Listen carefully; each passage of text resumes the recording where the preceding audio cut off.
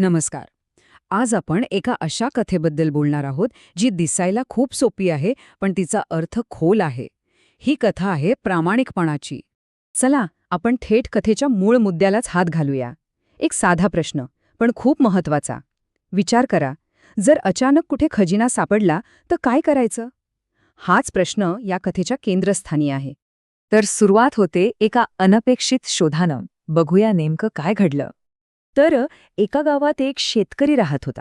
अगदी साधासुधा, पण त्याची एक खास ओळख होती. तो म्हणजे त्याचा प्रामाणिकपणा. तो श्रीमंत होता की नाही यापेक्षा तो किती सच्चा होता हे जास्त महत्वाचं होतं. आणि मग एक दिवस तो आपलं नेहमीचं काम करत होता, शेत नांगरत होता आणि अचानक नांगराला काहीतरी अडलं. त्याला वाटलं दगड असेल, पण जेव्हा त्याने खोदून पाहिलं तर तेथे चक्क सोन्याने भरलेली एक हंडी होती. विचार करा, त्या क्षणी त्याला काय वाटलं असेल? आता इथेच कथेला खरं वळण मिळतं. हा क्षण आहे प्रामाणिकपणाच्या निर्णयाचा. सोनं तर सापडलं, पण आता पुढे काय? बघा, समोर एवढा मोठा मोह होता. अख्खं आयुष्य बदलून टाकण्याइतकं सोनं. पण नाही, त्या शेतकऱ्याने एक क्षणही विचार केला नाही. त्याने ती हंडी उचलली आणि तडक सरपंचांकडे गेला. त्याने ती स्वतःकडे ठेवलीच नाही. खरं तर हीच त्याच्या चारित्र्याची खरी परीक्षा होती, नाही का? ठीक आहे, शेतकऱ्याने तर आपलं काम केलं, पण त्याच्या या एका निर्णयामुळे समाजात काय झालं, लोकांची काय प्रतिक्रिया होती, चला पाहूया. आणि इथे गोष्ट अजूनच रंजक होते. कारण एकाच कृतीवर दोन अगदी वेगवेगळ्या प्रतिक्रिया आल्या.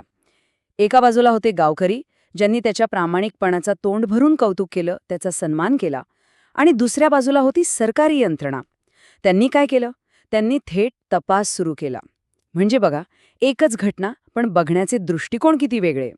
ठीक आहे, गावकरी कौतुक करत आहेत, सरकार तपास करतंय, पण मग पुढे काय झालं? या सत्याचं फळ काय मिळालं? चला बघूया. शेवटी जे व्हायचं तेच झालं. सरकारी तपास पूर्ण झाला आणि सगळं काही स्पष्ट झालं. शेतकऱ्याचा प्रामाणिकपणा सिद्ध झाला. आणि मग काय? सरकारने केवळ त्याला निर्दोषच ठरवलं नाही, तर त्याच्या ह्या चांगुलपणाबद्दल त्याला बक्षीसही दिलं. म्हणतात ना, सत्याचा नेहमीच विजय होतो. अगदी तसंच झालं.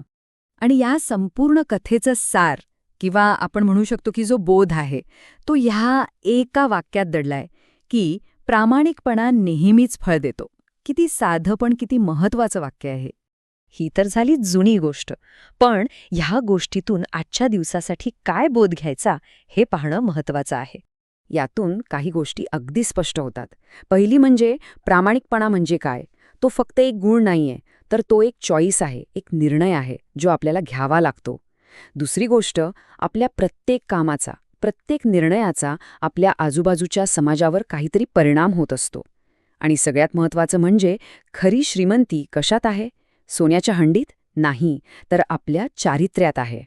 आणि ही कथा जाता जाता आपल्याला एका मोठ्या प्रश्नावर विचार करायला लावते, की आजच्या या जगात, ह्या धावपळीच्या युगात प्रामाणिकपणाचं खरं मोल काय आहे, यावर नक्की विचार करा.